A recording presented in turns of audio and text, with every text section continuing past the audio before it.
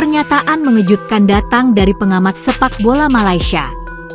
Dalam sebuah tayangan televisi, ia menyebut mustahil bagi Indonesia lolos ke Piala Dunia 2026. Komentar sinis itu langsung menyulut reaksi panas dari netizen Indonesia. Mereka menilai komentar tersebut arogan dan meremehkan perjuangan Garuda yang baru saja menaklukkan Cina dan melaju ke babak keempat kualifikasi. Padahal, Indonesia kini jadi sorotan Asia berkat performa luar biasa dan dukungan fanatik supporter. Banyak pengamat netral justru memuji progres pesat skuad asuhan Patrick Kluivert. Apakah ini sekadar psiwar atau bentuk kecemasan tetangga?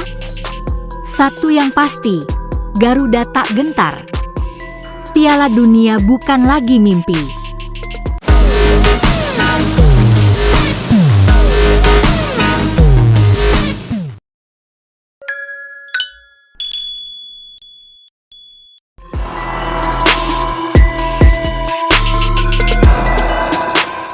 Ya, berita dari Timnas Indonesia. Ya, pengamat Malaysia sarankan Indonesia tambah pemain grade A untuk lolos ke Piala Dunia. Ini kata pengamat daripada Malaysia. Ya, karena pengamat itu mengatakan mustahil Indonesia bisa lolos ke Piala Dunia kalau harus berhadapan dengan negara Arab dengan skuad yang ada sekarang. Ya, ini ya bisa dibaca ini ya. Dimana pengamat Malaysia ini mengatakan tensi putaran keempat akan lebih tinggi. Ini peluang terakhir bagi wakil Asia untuk lolos ke Piala Dunia ya. Jadi artinya apa? Dia nggak yakin dengan skuad yang ada di Timnas Indonesia. Apalagi setelah kekalahan 6-0 melawan Jepang ya, bisa dilihat ini. Kekalahan 6-0. Maka tentunya saya sepakat ini, kita harus tambah lagi pemain grade A. Apalagi hal ini semakin diperburuk kawan-kawan ya. Diperburuk oleh siapa? Oleh klub-klub Indonesia. Ya, Persija Jakarta dirumorkan mengincar Tom Hey. Kemudian ada Rafael Struijk yang diincar oleh Bali United. Artinya apa? Klub kita sendiri nggak ngedukung timnas supaya pemain itu bermain di luar. Lebih milih narik-narik pemain diaspora agar bermain di dalam negeri, kan konyol. Dan bahkan terbaru kabarnya Jordi Amat pun diincar oleh Persija Jakarta ini. Ya, Jordi Amat pemain timnas Indonesia yang saya rasa dia masih layak bermain di JDT ya. Tapi malah diincar oleh klub dalam negeri, kan rusak ini klub kita ini. Jangan sampai hanya gara-gara kepentingan klub mengorbankan kepentingan timnas. Ya, jangan sampai seperti itu. Konyol, ini hal paling konyol ya, yang selalu terjadi ya. Kalau dulu ada Diego Michael dari Belanda juga dia balik ke sini. Kemudian ada Stefano Lillipali dari Utrecht pindah ke sini. Kemudian ada Irfan Bahdim juga dari klub Liga Belanda. Kemudian ada Ezra Waluyan dari Almere City ya saat itu di Liga 2 Belanda. Dia harus kembali ke sini ke PSM ya kalau nggak salah. Kemudian ada siapa lagi? Ada John van Beekering, jadi legend di Feyenoord, ciptakan gol, harus balik juga ke sini ke Pelita Jaya dulu. Jadi kan hal-hal konyol seperti ini terus terjadi di klub-klub kita.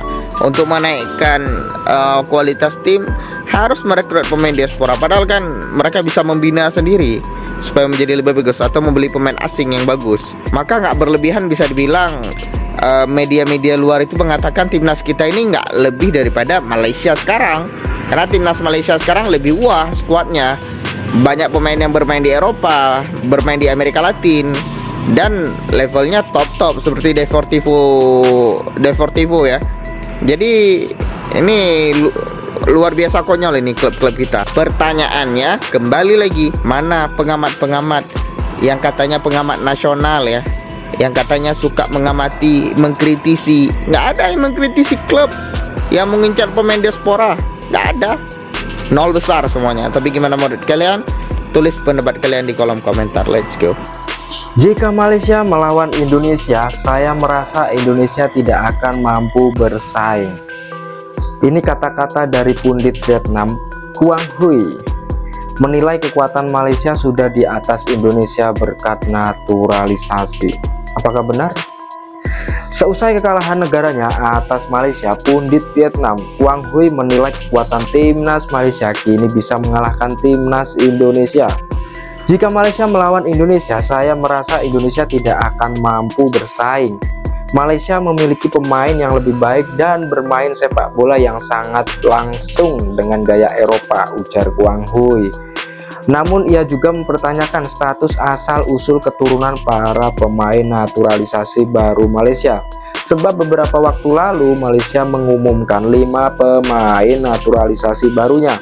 Ada kasus-kasus di mana latar belakangnya tidak jelas, tetapi mengklaim sebagai orang Malaysia saja sudah cukup. Situasi ini sangat mengkhawatirkan.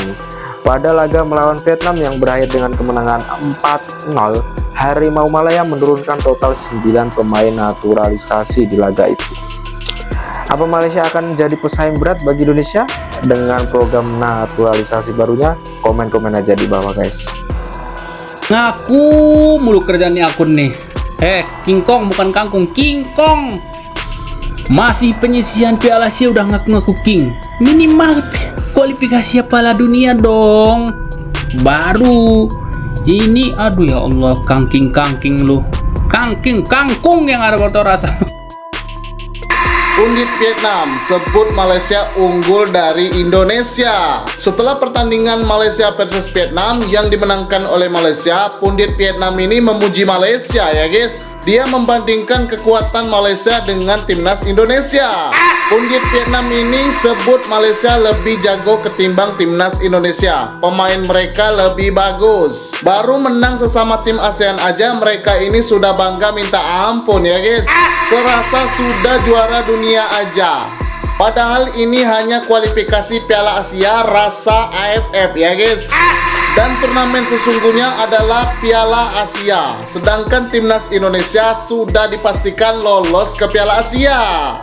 Jadi jangan bandingkan kucing sama singa ya guys. Ya jauh berbeda. Gimana menurut kalian? Tulis di komen.